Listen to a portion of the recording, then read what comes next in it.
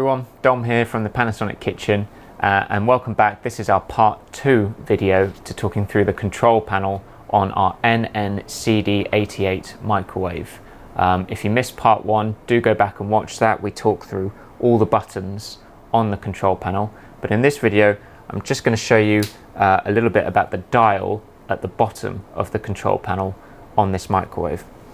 So when you simply rotate the dial without selecting any cooking mode beforehand, you'll notice we've actually got a load of food specific preset cooking modes. We've actually got 30 different presets just by rotating the dial. And as you can see, with each rotation, the screen changes.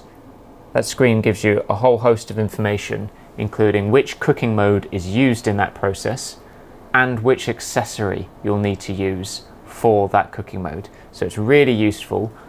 All the icons are available in your operating instructions, so you can see exactly which one means which, and you can use the correct accessory for each one.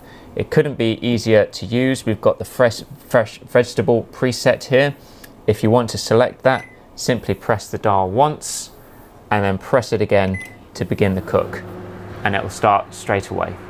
So that's how you can use those cooking mode presets on the microwave. It's as simple as that.